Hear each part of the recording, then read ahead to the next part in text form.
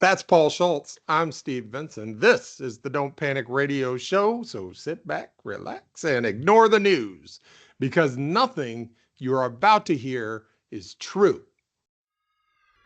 In the beginning, the universe was created. This has made a lot of people very angry and been widely regarded as a bad move.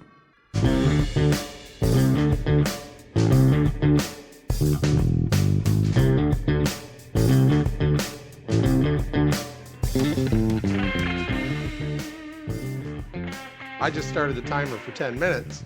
Those of you who don't want to hear about politics, skip 10 minutes ahead.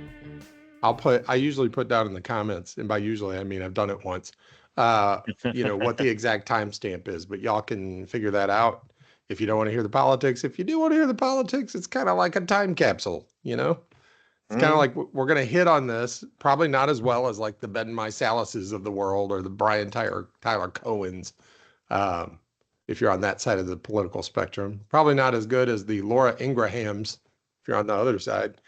But anyway, right now is a fascinating time. And there's that old proverb, may you not live in interesting times. Unfortunately, we live in interesting times.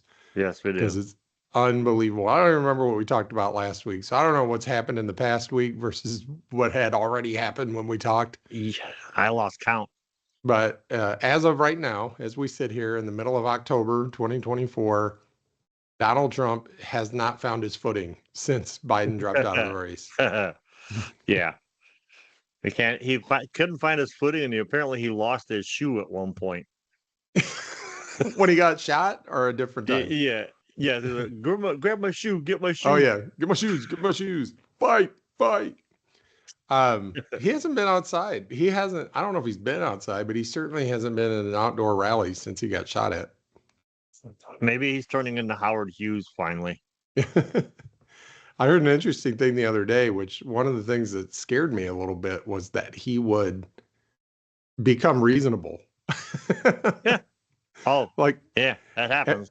After he got shot at, he was disciplined. He seemed a little bit serious for Donald Trump. The bar is so low. I mean, ants are trying to limbo under it and missing. But I was scared. And then after the Republican convention, which was brilliant. You and I talked about it. I was like, he's going to wait. Biden's going to wait until after the convention to drop out. He's either going to wait until after it or do it right during it. So he's going to steal the headlines, and their whole convention is going to be anti-Biden, and then he's going to drop out. Yeah, you were like 3 or 4 hours ahead of everything that weekend. You'd send me a message, and then it would happen.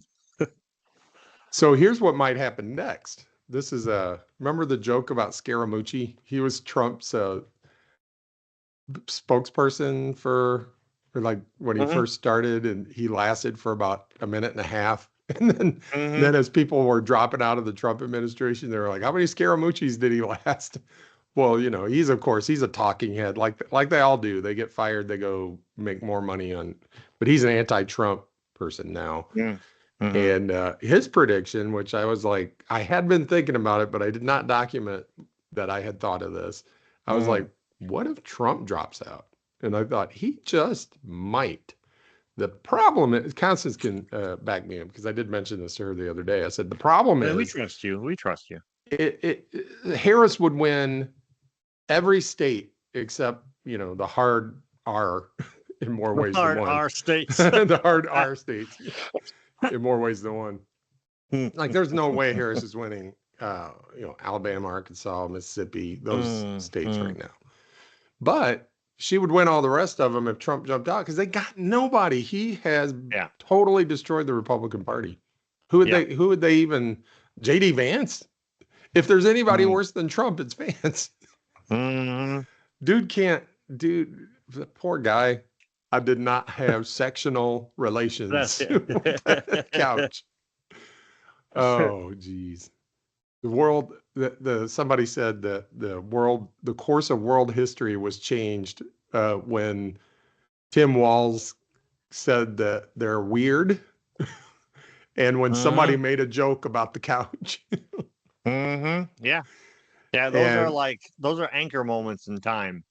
it is amazing. It's like a spell was broken or a veil Mm-hmm. was lifted. Mm-hmm. It, and for almost 10 years now, we've been trying to figure out what would it be? What moment would happen? Would there be a moment?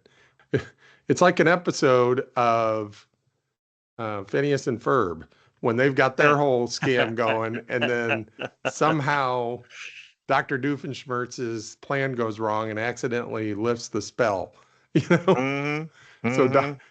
I think Trump is Dr. Doofenshmirtz in this Well, scenario. I had just heard that an interesting take on the whole thing that it didn't occur to me till just today was all these years of calling them, neo-Nazis and fascists and bullies and all that stuff just feeds into their persecution narrative, Mm-hmm. but they don't want to be thought of as the weirdo because we're supposed to be the weirdos, Yeah, you know? yeah. It's like it was that simple. Was it simple? Yeah, it's sort of when you're right, and you're calling them neo-fascists and Nazis and that stuff.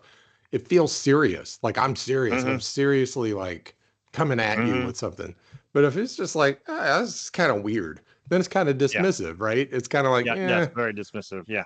yeah, I feel kind of bad for you. You're kind of pathetic. Yeah, Yeah. it's kind of weird. We're doing serious stuff over here. You little Yeah. weirdos, go over there. Grown-ups are talking over here. You go over there and Yeah. do your weird shit. Exactly. Exactly. You weirdos. So that could have been it. That could have been it. And maybe not. Who knows? This is why this is a Mm, time capsule. Fast forward 6 weeks and some other thing came up and yeah. everything changes again. But Yeah. Lord knows there's some years where nothing happens, and then there are months where years happen. Yes. Winston Churchill is alleged to have said. Right. But in this case, we'll see. But he did that. The other weird thing, and hopefully was a spell broken, was the interview Trump did on Twitter. I think that was a moment in time. That was his That was. Biden debate moment, I think. Hmm. Like even That was really something. if you're not one of the cultist Trumpers, right? And you're just you're for whatever reason one of the ones sort of toward the middle who are like, I'm going to vote for Trump because he's a Republican. He'll get serious, whatever. You're not a cultist. That had to be a No. hard moment for y'all. I That would had to be hope. the moment where you kind of go, what just happened? Sort of like the Biden debate moment, right? Yeah. Yeah. I mean, also though, the thing to consider is like most people who you'll have a discussion with the hardcore guys. They don't make a lick of sense when they talk either. So as far as that interview goes, in more ways than one, Trump was spitting that night. Well, that's why I say if you're not one of them, if you're not Right. one of them, that had to be Right. a difficult moment. Yeah. Because, well, and also if you're an Elon Musk stan and you're like, Mm, yeah, he came into Twitter, he cleaned house, he's running it efficiently, and it's way more free speech. You have to mm, go. There were 2 times in the last 8 months or so when he had to get it right, right? If you look yeah. at SpaceX, they're doing really well. They're getting it right. They're making Boeing look like idiots. Hmm. I get the feeling Musk doesn't have much control at SpaceX. Otherwise, rockets would be falling out of the sky, right? Because if Yes. you look at Twitter and what he did, the exact things he did is what caused the issues that they're having. He screwed up the DeSantis launch. He screwed up this interview. Now, there are theories that this wasn't a technical glitch. This was Trump wasn't ready and they had to make an excuse. You're Elon Musk, the last thing you wanted to do is blame it on the technology because you're claiming that you fixed Twitter. And Hmm. now this happens 40 Hmm. minutes? And they say, oh, it was a distributed denial of service attack. And it's like, well, there would be evidence of that. That's a crime. That should be reported to the FBI. But Hmm. you're not going to do that because it probably wasn't that. It's either the technology sucks because you fired all the technical support people, Yeah. or Trump wasn't ready and you had to make an excuse for him. Yeah. I mean, Twitter's running on a skeleton crew Yes. since all the firings and layoffs and since he gutted it. So anyways, feeling pretty good right now. You can tell we're in a good mood about it. My mood is up. But if we've learned anything these past however many years through all this, anything can happen at any time, and it usually does. Yeah, it's like the weather in Indiana. 5, 4, 3, 2, 1, 0.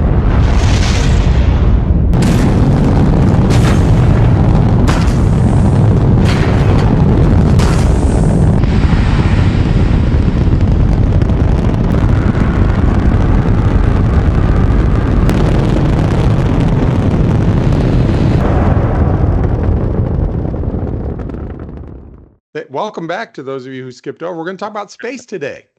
Woo! Who's ready to talk Space. about space? The And final frontier. we're going to get there. Trust me. Those of you who know me know that this is all going to connect. So just hold on. Oh, I thought So- you said we were going to get to space. We are going to get to space. We're gonna We'll get there when we get there. One thing that's interesting about learning about space is we Mhm. are already in space. We're in space. Yeah. Yeah. We're not by Blew my little definition. third grade mind. By definition, we're not in space, but we're in space. Mhm. So my wife and I had a date night last Friday night, and it was fun. Yeah, I saw pictures. It looked fun. I hate going out. I like going out. I hate making plans and then having the plan approach. It's Yeah. like we always say, there's nothing better than canceling plans at the last minute. You're like, When you're calling that Ah. person, I can't make it. Is you're in your pajamas in bed already? It's like, or when they call and cancel, and you're already in bed, and you had your hand on the phone, you were going to call and cancel. It's like, oh, the guilt is lifted. yeah. Yeah. This was in the 99% of times where not canceling, going was great. Mhm. And 99.5% of the time, going is great, right? So even though I have the social anxiety or whatever, we had fun. Mhm. And I didn't even think about canceling. So there you go. This is all in service to my wife who listens. I just want you to know, Cool. honey, I looked forward to it and it was fun, and I'm not even joking. I mean, to be fair, you cancel on your wife, you're going to hear about it. So That's not going to be fun, right? it's not going to be fun. This is one of those situations where it's a thing that she enjoys. One of her favorite podcasts is Stuff You Should Know, Mhm. and loves it. And when we go on road trips and stuff, we'll play episodes. It's a good podcast. I like it too. It's one where she listens to every episode as soon as they come out. So she's got that, what the kids call a parasocial relationship with the hosts, right? That's my goal. Mhm. Someday I hope to have 10,000 people that I have a parasocial relationship with, and they have inside jokes and stuff like that. That's what these guys Yes. are like, right? So we Yes. went and saw them record an episode live in Indianapolis. And they're doing a Midwest tour, and they don't publish every one that they record, and they're doing the Mhm. same topic at each stop. Well, they're going to do 2 different topics, they said. Mhm. And so they will publish one. There'll be 2 episodes, but you don't know if it'll be your city, right? Right. And of course, probably as crowd work, they're like, "Oh, you guys are a great crowd. This is probably going to be the one we publish," And I'm like, "Yeah, right." Mhm. That's Kind in of the like script. the comedy albums that we used to listen to, where there were actually multiple cities, and they just put the best reactions and Yeah. stuff together and made that. Yeah. That's what I'd Yeah. do. Yeah. That's what I'd do if I was them. But it was good. It was good to be there. It was good to watch them do their stuff. They've been doing it for 16 years, and I'm like, no, 2014, 20. We've been doing it for 10. When we started, they had only been doing their show for 6 years. So Yeah, they were just barely getting their act they were together. just getting started, right? And their show is centered around, they just pick a topic every week, or they do 2 a week. So they pick a topic, they do research on it, and then they just talk about it like it's stuff you should know, right? The example ranges from, they have a Genghis Khan episode that we were listening to the other day. The one they recorded in front of us was called The Mad Gasser of Mattoon, Illinois. And it was just this thing that happened in like 1914 where Hmm. whether it was a hoax, like mass hysteria, it wasn't a hoax, but whether it was mass hysteria Hmm. or it really happened. There was supposedly this guy that went around and gassed, a guy or a woman, they're not sure, that went around and gassed the entire town a couple of times, Mm. or a bunch of times, right? And so it was really interesting because they just went through the history of it, and then they went through, was it a mass hysteria, or did it really happen? If it really happened, who might have done it? You know, that kind of thing. Hmm. It's just like a topic that's just like, oh, that's interesting to know about, right? They did car Yeah. washes. We listened to an episode, they're like the history of car washes and how car washes work. And that inspired me to think about, you know, that's kind of what hardcore history or softcore history was. It's Right. kind of Which like, was one of my favorite segments we used to do. yeah, and they're fun to do, right? They just Hmm. take a little work to do the research ahead of time. Yeah. And the So post production is fun too, it on inspired my me part. to perhaps do something this week. Seven time. I'm fascinated with the concept of space elevators. And Hmm. I just like, I think about like, this is weird. I'll lay in bed thinking about how it would work. Like what are the physics involved and all that kind of stuff, right? So you're literally that picture of the guy and the girl in bed, and she's like, "I bet he's thinking about other women," and you're like, "How would a space elevator work?" What if literally a thought I've had is what if you're standing on the terminus of the space elevator, like you've gone up the space elevator and you put on your spacesuit or whatever, and you Mhm. stand on the platform and you just step off of it. What would happen? Mm. What if you took a running jump off of off of a space elevator platform? I was like, and that got me to thinking about what really is it? What is, it gets me thinking about what's gravity? Like, how does Mhm. gravity work? Um, how far away from Earth do you have to get before you're not feeling the gravity anymore? And then you've got these things called the vomit comet, where they try to Mm. simulate zero gravity as they're going. Mhm. So it got me to think about all these things. I posted a thing about space, about gravity I in saw that. space, and one of my friends happens to be an actual astrophysicist. He's Mm. a professor at it's either University of Michigan or Michigan State. I know he would absolutely I hope he's listening, and I hope he gets Uh, mad, and I hope he comments like, "How could you? How dare you?" You know how those school Send him the rivalries can link. get. Say, Yeah. hey. Say, what do you think? And he said he's very humble because I Mhm. said interesting because this thing about gravity that I posted is probably like second grade math to him. And he's like, no, Mhm. he said he actually teaches a course in college called Space 101, and almost Mm. nobody knows this fact about gravity in space. So I was like, oh, that feels good. Space 101, y'all. Woo. So here's how we got there. And we'll get to what that thing about space and gravity was, but it kind of blew. I was like, what?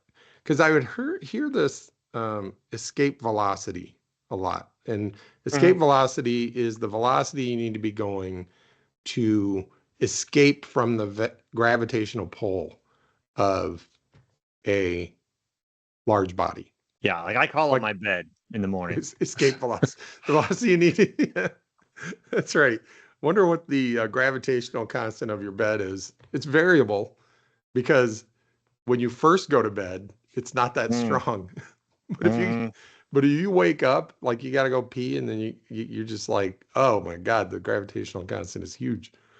Well, The but in the middle of the day though, if you sit on it, it's not there, but you can slowly start to feel it pull you down.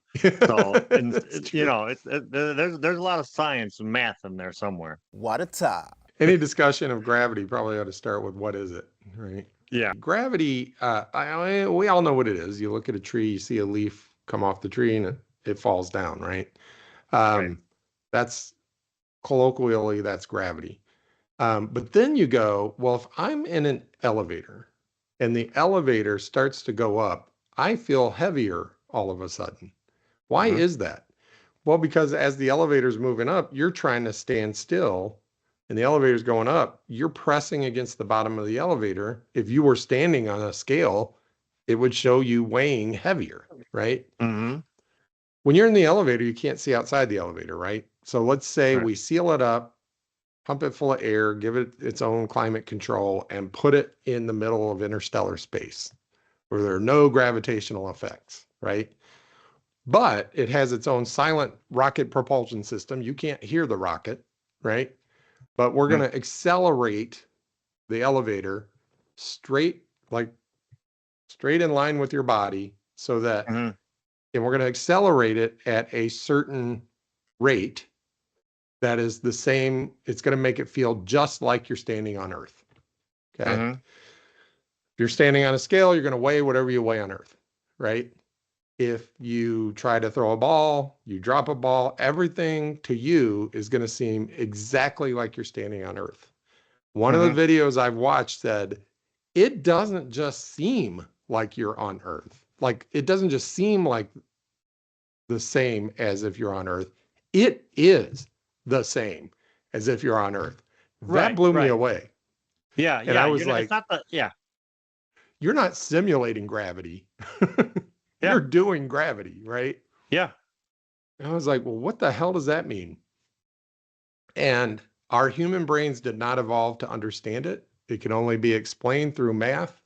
But the concept that I think you and I can kind of understand is it starts to get into the fourth dimension, time.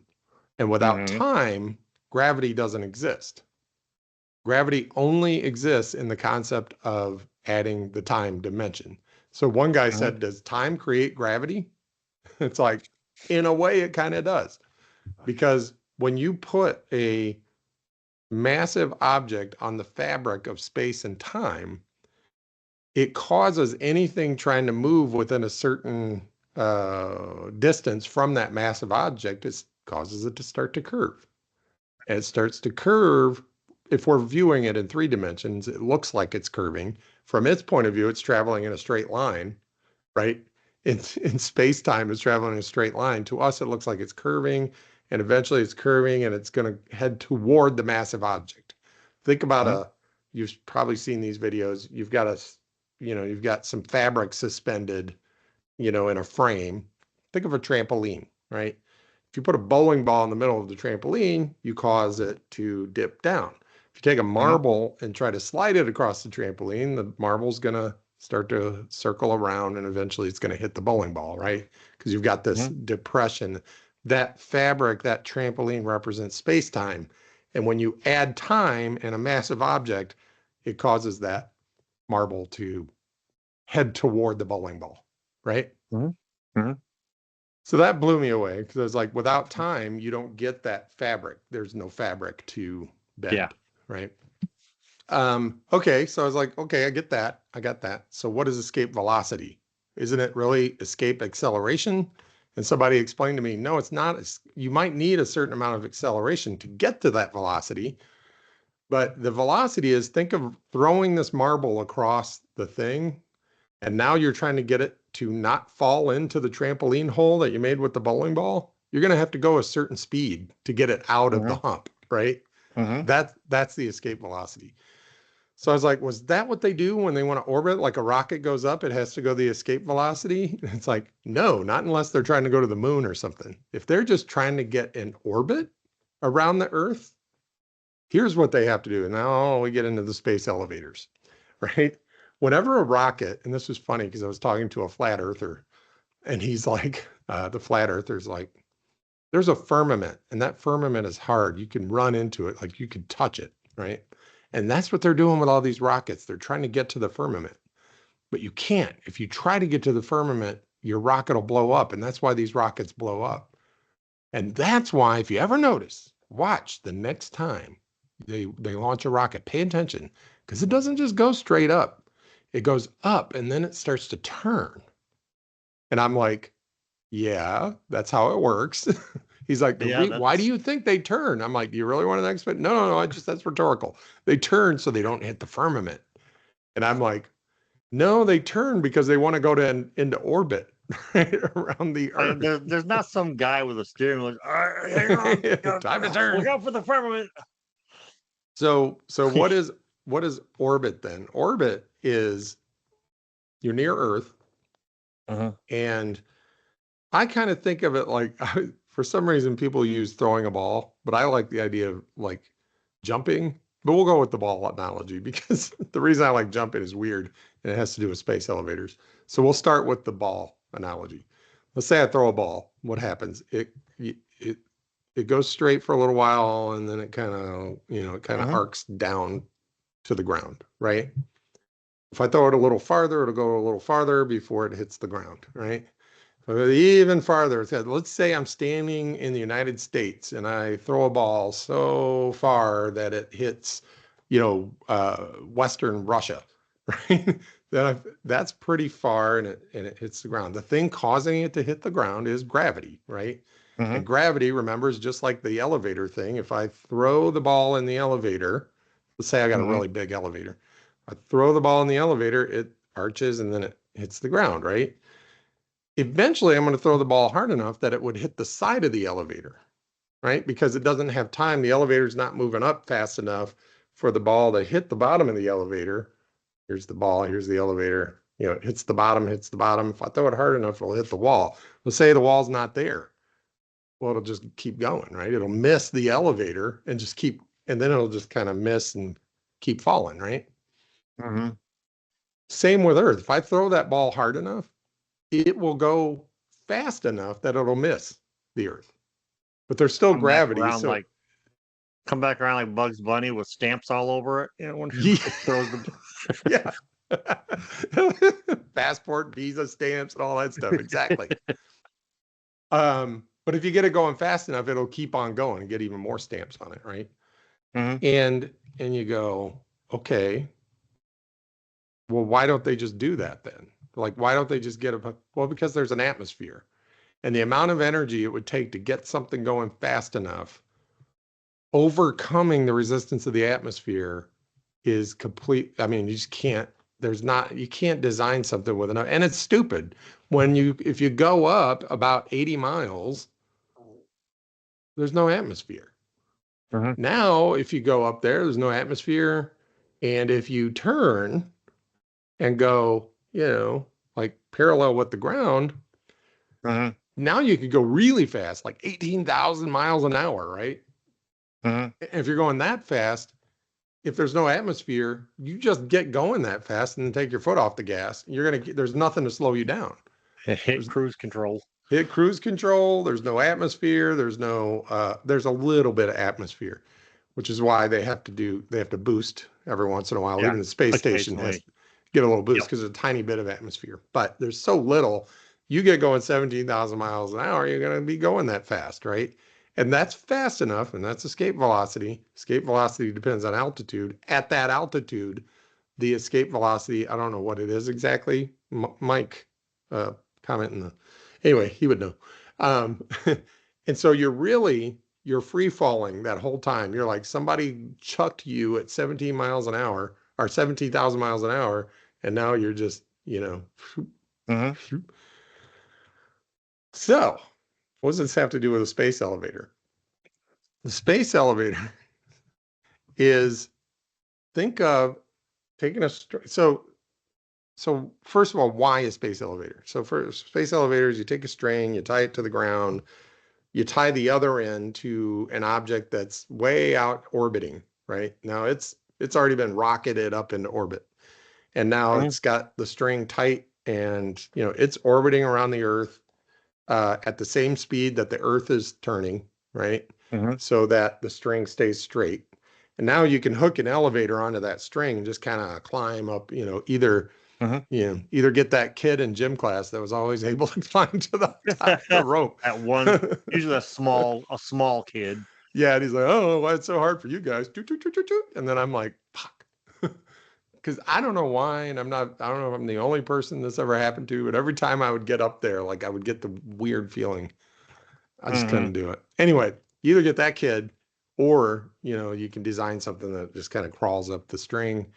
Now you go whatever speed you want to go. You don't need escape velocity. And that's right why I had to start looking into it. I was like, why don't I need escape velocity if it takes escape velocity? Like, at what point am I out of Earth's gravitational pull? Is there a moment that I feel it? What is it? As it turns out, if I go up the space elevator, assuming it's like the normal kind where they're trying to put me in low Earth orbit, like about where the space station goes, I'm not outside of the Earth's gravitational pull. And that blew me away. Like just the other day, I figured this out. It was like common misconception. This is the fact that I posted that my astrophysicist friend replied to.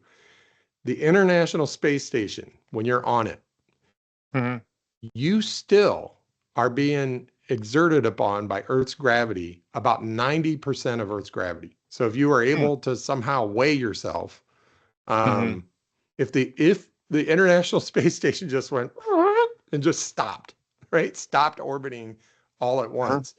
First of all, it'd start to drop. It'd start to fall toward Earth. Yeah. Straight toward Earth, I should say. And you would weigh 90% of what you currently weigh. Everybody would fall to the bottom and you would weigh 90% of what you say. And I was like, how does that doesn't make any sense.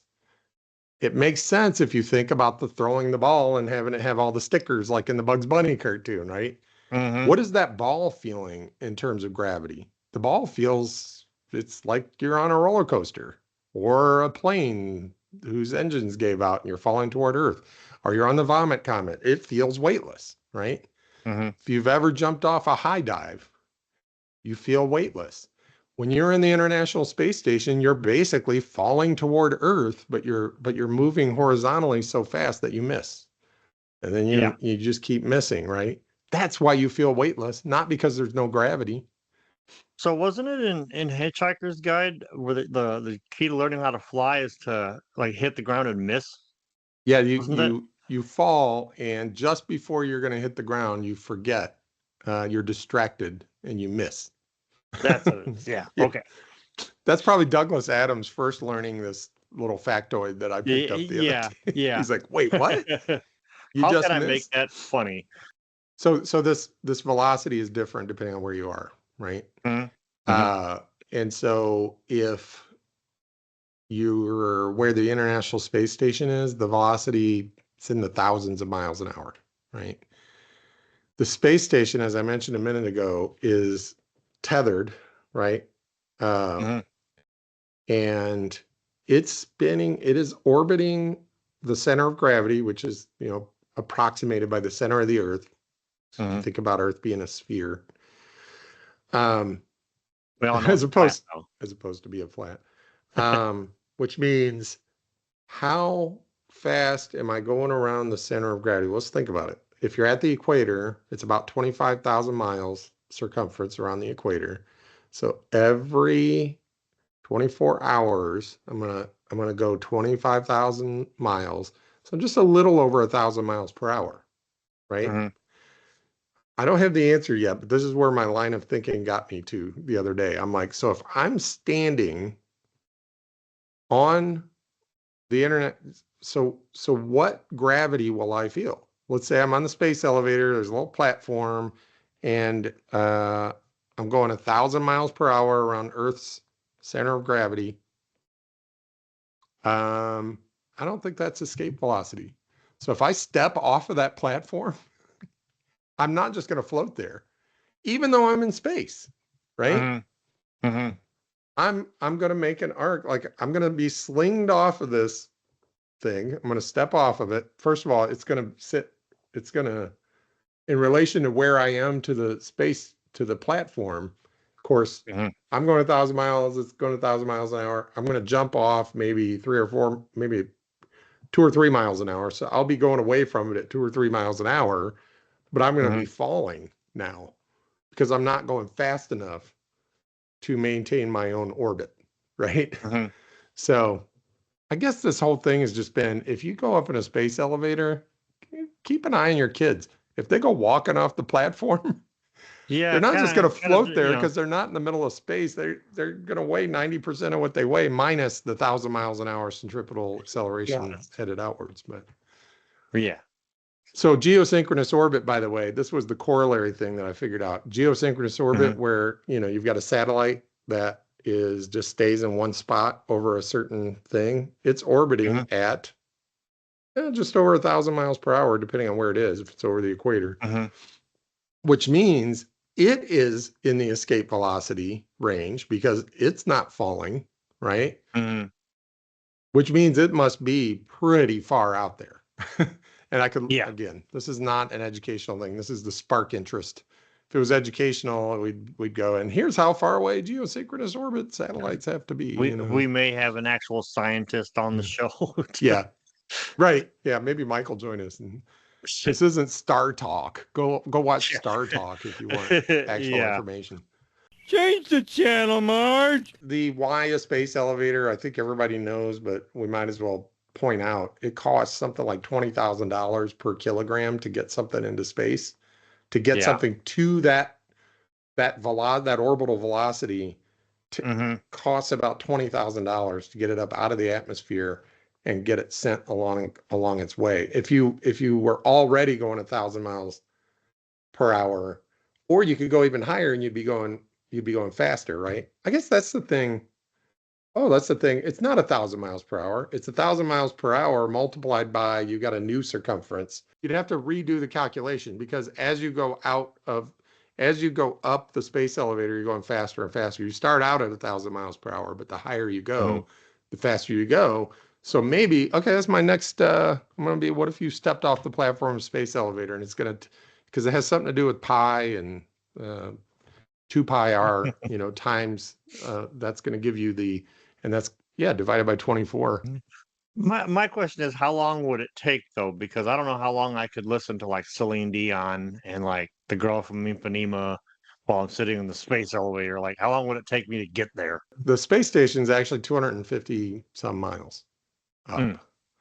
So if you think about, I don't know, how fast can a thing like that crawl? Let's just say 5 miles an hour, then it's 250 divided by 5, right? It's 50 hour, 250 divided by 5 is 50 hours. But you can go 50 miles an hour, you get there in 5 hours. Yeah. Depends on how fast you can crawl, but it's generally they say a few days. So if y'all got questions about space that you want me to ask my astrophysicist friend, because clearly I won't know the answer. I got to look into that stepping off the platform thing because I don't know how fast you're going at that point. But if you're going 17,000 miles an hour, you could just step off the platform and now you're in orbit, right? Mhm. So I have to Yeah, look that's into true. it. But I think I don't that know. would be like 20,000 miles out because geosynchronous orbit is really far out there. So I think you would have to be like 20,000 miles altitude, which is way farther than space station. But so the most important thing I wanted to point out today is for Neil deGrasse Tyson, for my friend Professor Mike, for Paul Bunny. Schultz. I'm Steve Vincent. This has been the Don't Panic Radio Show, which means nothing you just heard was true.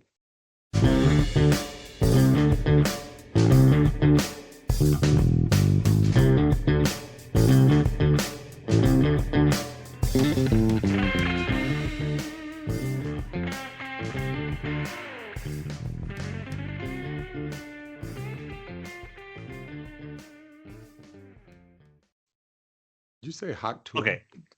Spit on that thing. Oh shit. Oh, God damn it.